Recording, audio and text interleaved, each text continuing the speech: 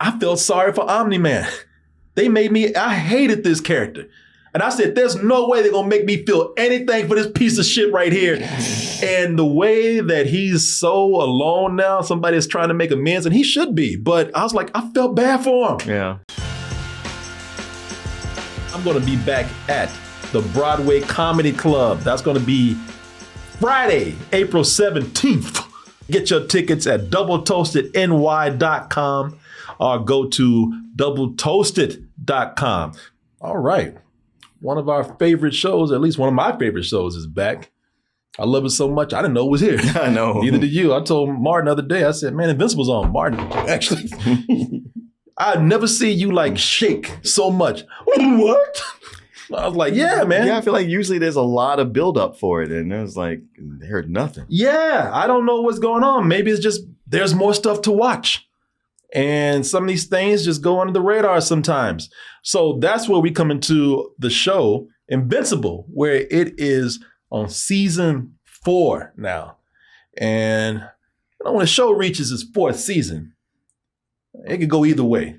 Either it's going this long because it is still great. Mm-hmm. They still have a lot of story to tell, a lot of development that's going on with these characters, or you just say, man, you just need to die. The magic is not there anymore. Just stop. And I believe now, we watch so many things. We get jumped on about this, but we watch a lot of stuff. Movies, TV shows, cover a lot of news. So it's hard to remember even some past seasons that weren't that long ago. Mm-hmm. But I think there were probably some seasons I thought, oh, that's all right. Or, it's not as good as some other seasons. Sure. But now that we're on season 4, we were sent 6 episodes. They've already released 3.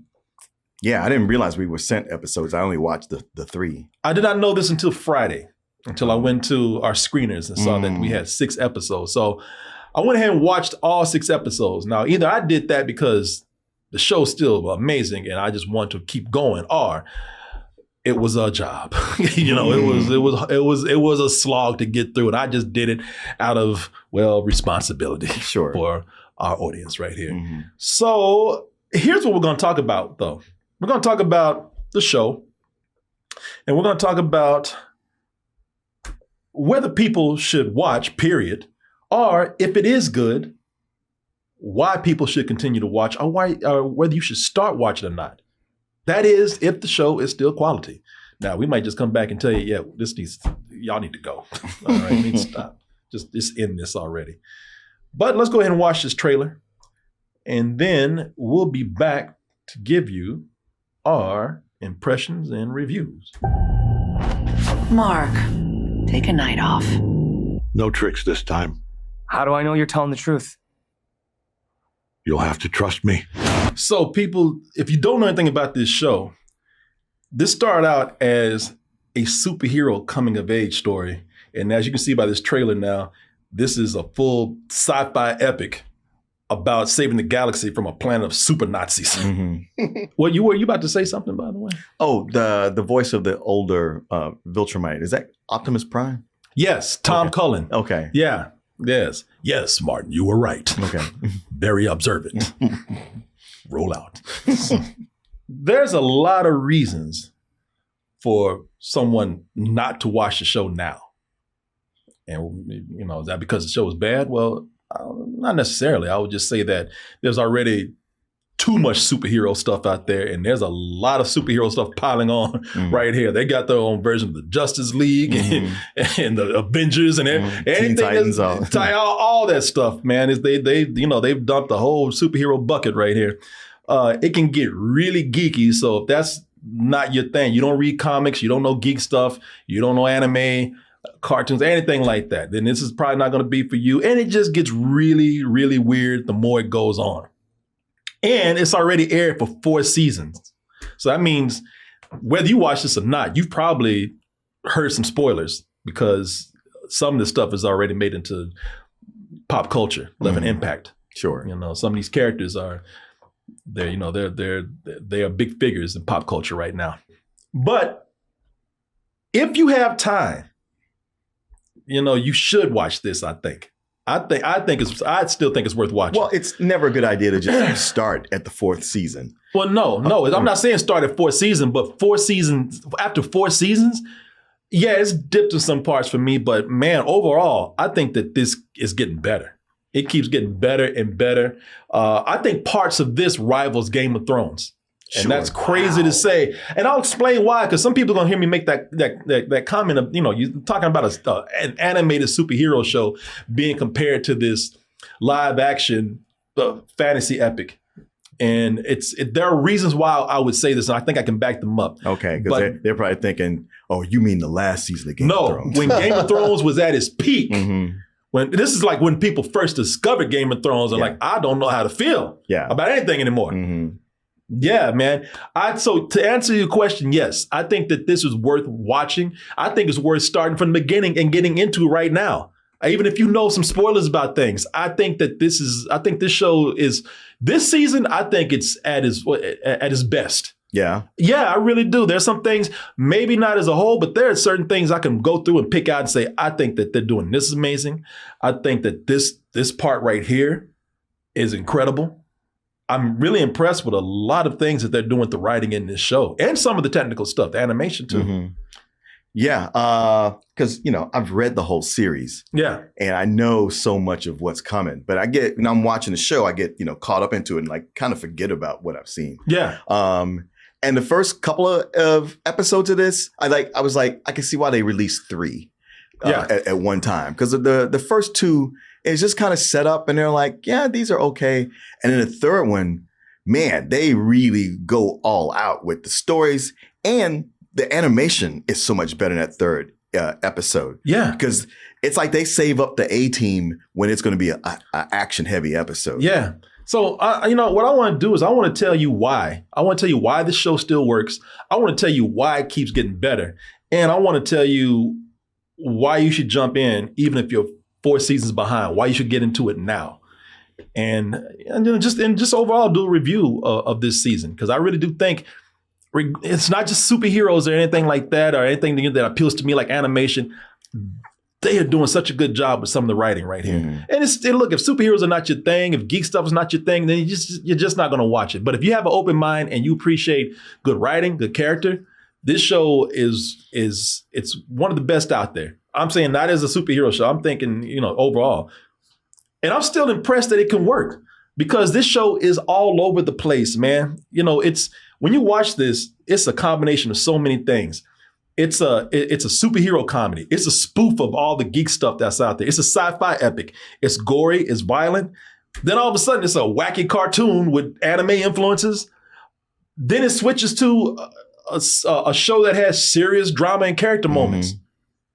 And yet, as I said, it's one of the best written shows on TV. How is it doing that? How does it keep topping itself? If you haven't seen it yet, hopefully we can convince you, even with some of the spoilers that are out there. So to do this, if we're going to try to appeal to some people who might not have seen this, we actually have to, we got to catch you up on some things, just in case you don't know what this is about, or maybe you stopped watching years ago because of whatever. But to catch up with everything here. So Mark Grayson, he's a teenager who discovers his powers during something equal to puberty right here for him. And that's thanks to his loving dad, which is Omni-man. His Earth name is Nolan. He's the world's greatest superhero, who also turns out to be a genocidal maniac from another planet called Viltrum, who was only sent to Earth to conquer it. And after committing mass murder while trying to kill his son, and this is one of the scenes that stands out.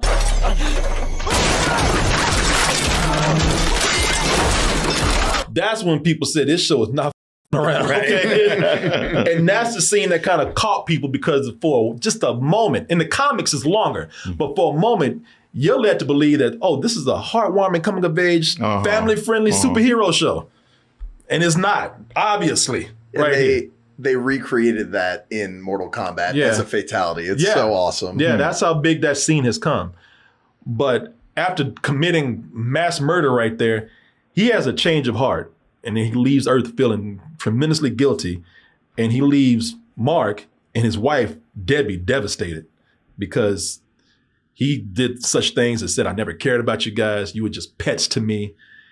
And all of a sudden, I guess he just being on Earth long enough gave him a conscience. And now he's kind of turned on his people.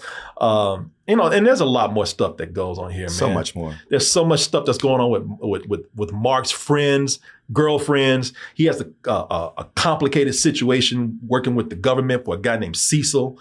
And many of these characters that come after Mark's introduction and his story, they get their own subplots. Mm-hmm. They get their own stories. They get their own episodes. And they're introduced over several seasons. So where we're at right now, Omni-man is kind of a good guy.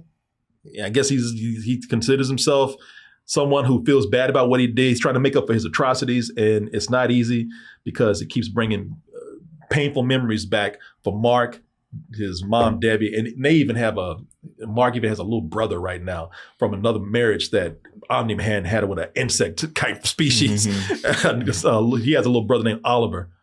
And now they need Omni-man, no matter what's going on with him and how much pain he's caused people. They got to bring him back because they need to help stop this looming invasion from the Viltrumites, the space Nazis that we're talking about, who are way more pissed and actually desperate now because if they don't start defending themselves, because now everybody's like, all right, we had enough of y'all shit. Right. And the whole galaxy is like, all right, we got to kill these people. So they're on the brink of extinction. Mm-hmm. They already were. Yeah. So, so with this, man, why this still works, one, the Viltrumites are great villains, man. They're scary. You hate them. But even this season kind of makes them something that you think about. I mean, they're very threatening because they were on the brink of extinction. But now the show has shown more of them. Yeah. They're being shown to be more than just villains. They do a whole backstory. Did they do that? Did you see that? The whole thing with them dying off? Yeah. Yeah. I saw that. There's a whole thing when you go in and you see how ruthless their species are, their civilization is. But then when you see them dying out, then you begin to see how they care about each other. And there's even a backstory with Nolan himself, where they show him how he was raised to be cold-blooded like he is because he has to fight his parents. He has to fight his parents. Yeah, his parents come in and they just start beating the shit out of him out of nowhere, man. Let me see. And it's that kind of beating where you go like, is there an end to this beating, or are you just going to beat him to death until he dies? Yeah. If you survive.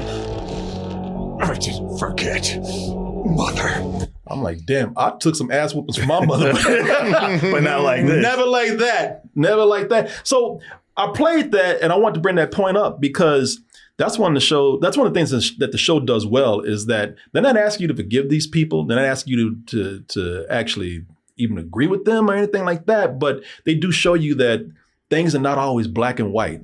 Mm-hmm. Invincible, that's the hero's name, Mark Grayson. His father came down and had a change of a heart because he just realized, like, I was raised this way. Mm-hmm. And I was raised to never have feelings. And then, his real conscience comes in. Yeah. And I think that is, for an animated show about superheroes, these characters have more dimension, more than some live action characters out there. And that's what I meant by Game of Thrones right here, because you get a lot of characters that are villains and villains that you hate. And then you end up thinking like, oh, well, now that I see the other side of the story, I mean, I like them still, but I kind of understand them better. Well, this is the advantage of long form or a series over, just a movie or two, or even a short series. We've had 4 seasons. Mm-hmm. So we've had plenty of time to explore everyone and see all the dimensions to them. And with the Viltrumites, yes, we don't agree with them, but it's the way their society has always worked. Yeah. So somebody new coming up, it's hard to say, man, you shouldn't be doing that. It's like, that's all they know. Yeah. It's something that I want to bring up because, again, that's why the show works. No one is completely good and no one's completely evil. The Viltrumites, now they're pretty much Man. I mean, it's like even when we see the other side of the story, it's like, no, y'all still some assholes. Yeah, well, good. No, I had no sympathy for y'all, man. Even when they start killing them, I'm like, good, y'all have got to go.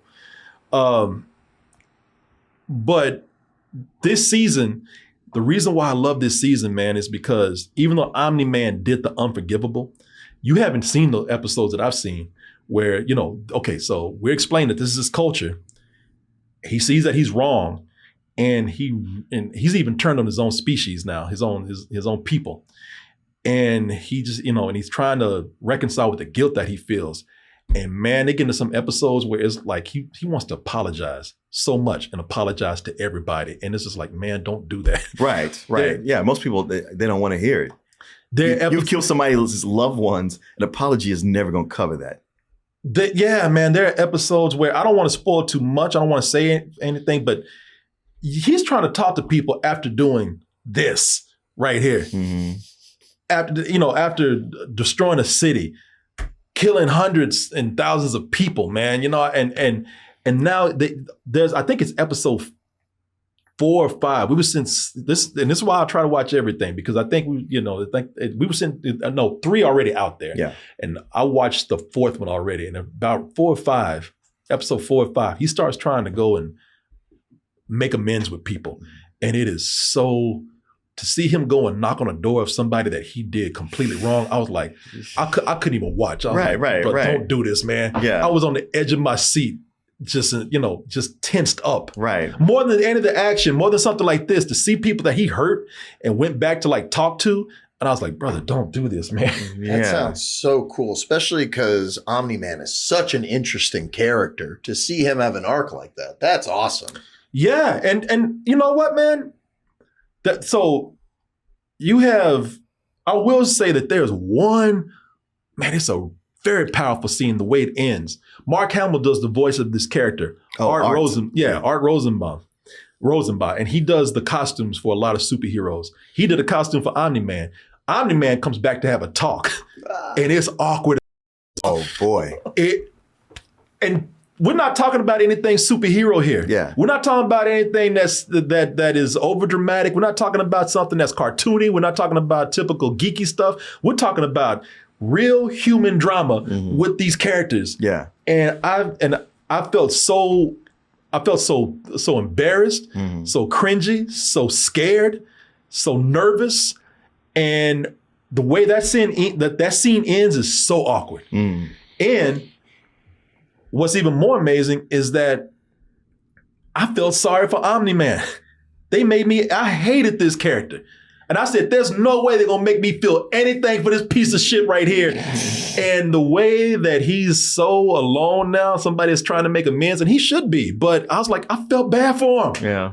I really did. I said, hey, look, I wouldn't even forgive your stupid ass, but I feel for you, Yeah. You brought this on yourself. Right. But man, y'all have to watch. So you got a while before we get to, I think starting pretty soon. Those next episodes that come out, you got to watch those just to see his story arc. Right. So is it only 6 episodes this season, or is that it's all 8? 8, okay. But they only gave us 6. Okay. So something's going to go down the last 2 they don't want us to see. Right. Yeah, man. Mark in this, man. Mark is having to make some hard decisions. Oh, yeah. Man, if y'all haven't... And having to live with those decisions. So that's another thing with this, man. We can go ahead and talk about the horrible things that somebody like Omni-Man did. But here's another great part of this story, of this show. Mark has gone through a lot of the show, trying to be a superhero, looking down on everybody. Talking about, I will never understand that person. That person's evil. That's terrible what they did. How can you work with somebody that's committed all these atrocities? And now he's beginning to see, you saw the episode. Some of y'all have already seen it. The episode where he actually, I don't want to say what it is, but he makes a cold-hearted decision. And it's like, you kind of had to do it. Right. Because with Dr. Langstrom, opening all those dimensions with all the different Invincibles coming and destroying, killing so many people. Mark is feeling really guilty and responsible, and and people are kind of blaming him, like, well, all I know is I saw you kill my wife, and it's like it's not me, but he's feeling guilty. But yeah, that thing you're talking about, that is a hard decision, and yet it was kind of an easy decision.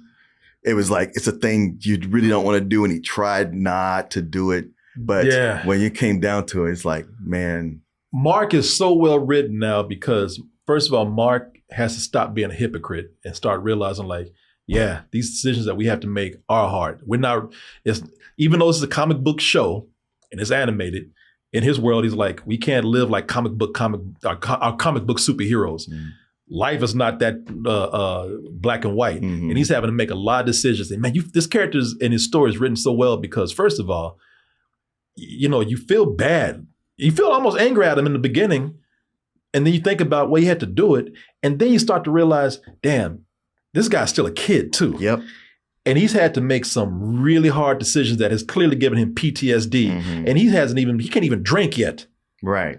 And and he gets called into battle every day by the government. He started a business with his girlfriend, Invincible Inc. And he has so he didn't get paid. Yeah, he's giving his money away. So the way they wrote this guy who's having the burden of the world on him, he can't even take a break, and now he's got to go fight super Nazis in a battle. It's like, man, they do a great job of just making it exhausting in the best way of watching this character. You feel bad for him. I mean, just like when the comic started, he's the new Spider-Man. Yeah, he really is. The scene where he has to make that decision, I'm not going to show you everything, but the scene where he has to make that decision, man, it is going into the, moving from character and story and talking about animation here and some of the action that they do here. Man, the fight scenes are amazing in here. That's one of the things that's always been consistent. Even the show is taking a story dip, the animation has always been incredible. Yeah. The biggest fight scenes are so suspenseful because, look, the heroes will win, but that's what makes a good action scene, a good fight scene, a good suspense scene. Even though somebody's gonna come out on top, you still feel like they might not make it. Oh yeah. I mean, you kind of don't know that they're gonna come out on top. With the way things happen here, yeah. I mean, even though I'm pretty sure, sometimes I'm in the middle of it, I still feel like I don't know, man. Yeah, I'm not caught up, but this show will very quickly go. You see this child? Crack, smack, rip. Oh yeah. The odds against them are so great. Sometimes you feel like there's no way that they can they're going to get out of this. They are. They have the squids that come in and take over people's minds, and somehow somebody up and got a few of them to Earth, and if they don't contain this, it's going to take over the world. It's going to take it like that. It will spread. It spreads so fast. And there's an action scene. The animation is great. The action is amazing. And the suspense is incredible because they really do make it seem like the odds are against them and they might not get out of it. Humans and sacraments is one. Forever. And I was like, oh, holy shit, man. I was like, I know he's going to make it. The show is called Invincible, but goddamn, I was like, how? Okay, if nothing else, how you going to get out of this one? Right. And I guess that's the key. Maybe you'll know they'll get out of it. You just don't know how. And episode 5 has an epic fight scene, and you know it from the books. I'll just say it's epic. Again, it's about as suspenseful as this, and it goes on, and you feel the anger and the rage behind that fight with this animation. But it's also it's really nasty, nastier than this. There's a fight scene where somebody's just guts are getting pulled out where they're fighting the whole time. Yeah. Cool. And you're just wondering, like, how is that? And they are so mad. They keep going. They keep going. Yeah. And you're like, man, how you going? Okay, I can understand, but when the adrenaline wears off, you're gonna feel that shit. It sounds like a clown getting mad that he keeps pulling out cloth. It is. Some dudes fight, and somebody who's fighting is like, you know what? Maybe I'll pull your intestines out. He's like, no, bitch. I'm mad. Honk his nose.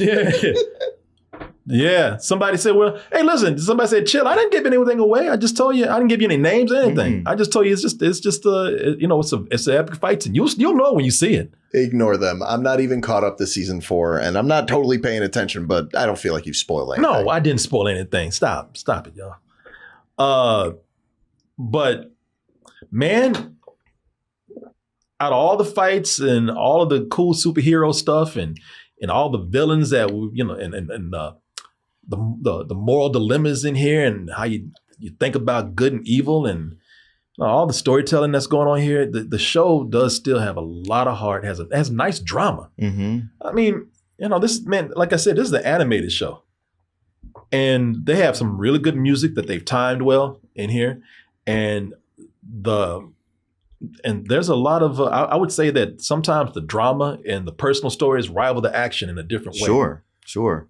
And just, where they are at the end of this third episode, it makes me think to like, in comics, what's going to happen. And I was like, this is a point where this story started to do some things that no comics have done. Yeah. So take all the superhero stuff away, all the geek stuff away, man, and you got some really good human stories going on here that are told well. And again, just you're going to forget you're watching animated characters because they're doing it so well. Debbie, Mark's mom, she's got a new boyfriend, Paul, and they got some really good scenes with her getting close to Paul and the family. The boys adjusting around him, and again, they're just a family. They're not.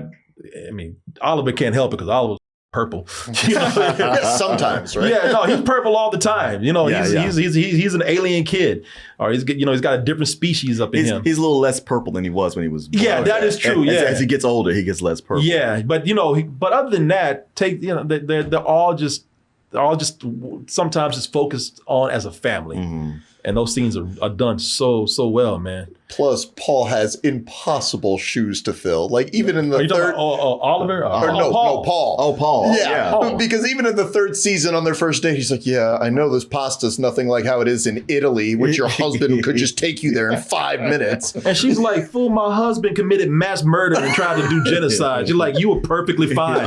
I need normal right now." Yeah, Paul is likable. Hard to not be insecure, but yes, you're right. Yeah. Plus, is your man gonna come back? Exactly. Yeah. Is he dead or is he gone? Yeah. With these, when you have these actual human subplots, they work well because you need them after so much suspense and after so much violence and gore, because a lot of these battles, man. When they're done, they have consequences. Now, I would say I still have a complaint with this, and that is that when they get into some of these fights, they do the thing where they're tearing up buildings all the time, and the people just either are conveniently no one went to work that day, or they're just not showing it. Or they're just not showing it. Yeah, but they tear up a lot of buildings. But there's a lot of stuff, man, that they do here that after it's done. You see dead bodies everywhere. You see people getting torn apart. And so you need those human moments. You need those moments of quiet. You need those moments of characters being really nice to each other. You need to settle in on them as humans, even if they are alien. And I think that's why the sillier stuff works. Because after so much violence, man, even the drama, that's serious. You need a moment to just laugh. Sure. This is an animated show, so they can get away with that. But They do a lot of spoofs in here. That's another thing. They do tons of spoofs and parodies. And the parodies and the spoofs I thought were going to be annoying. They do a big Star Trek spoof in here. Oh, yeah, that's right. Yeah. They make fun of the Enterprise being an old ragged-ass ship. The crew is inept. Welcome aboard the Venture. You may call me the captain. It's perfect. That's something that they could make fun of and do it in the way that these spoof movies do. But the reason why the spoofs works so well here is because, again, the writing is done so well that even the stuff that they're spoofing, they become main storylines, are part of a main storyline. The characters that are spoofed, they are real characters in the show. Well, you watch all this with them and say you've never seen or heard of Star Trek. Yeah. You're fine. Yeah. You'll just go with this as it is. Yeah. It's we know it's Star Trek, but if you don't, it's a part of the story. These are still characters that are part of the story. There's one thing that I really am a stickler for with everything that I watch. If you're telling a story, just tell a good story. Sure. If you're writing characters, write good characters, and they will work wonders in any kind of genre that they're in. And that's and right now, this show is really one of the best written shows out there. These are some really deep characters, and as I said, they are that way because again, nothing here is done in black and white. You know, they always explore the different side of things to make you see, all right, and then they make you question everything. Sure. And they make you feel for characters you thought you wouldn't feel for. And I remember having that feeling when I first watched Game of Thrones. So I'm kind of having that feeling with this show. So, I mean, what'd you think about the first 3 episodes you saw, though? Like I said, I liked them quite a bit. I liked the first 2 and loved the third episode. Yeah. I can't wait for you to see the next 2 that come out, man. Yeah, the next 3. I'm just thinking, okay, we're at that point. I know what's going to happen with this and with this and with this. And man, that's going to be something to watch this play out. I cannot wait for you to see the whole arc with Omni-man. That too. Yeah. He's one of those 3 I was counting. Ooh, that's painful. Yeah. Ooh, yeah, man. You ever been in class and had a student, a teacher make them get up and apologize in front of the whole class? Now explain to the class, what is a rubric? Yeah, and the kid just has their head down. Everybody's like, man, I don't want to see this shit. Right. Yeah, this is great, man. I would highly recommend this. I give this, where this is going. I don't want to rate it yet, but so far it's going on very much a full price. Yeah, think it might hit better in sex in the last 2 episodes. Man, you know what? I've read the comics, but I haven't finished it, and I've read everything that they've done here. But somebody tells me it's going to start going to a place where I'm not going to know now. Yeah. So it depends on what happens in the last 2 episodes. So yeah, we'll see. Well, would you look at that? You made it to the end of the video. That means you really like us. So just go ahead and press that like button and subscribe while you're at it. And check out our other channels, our social media like Instagram, TikTok, and our Patreon where we have new stuff coming up all the time. And we'll see you on the next video.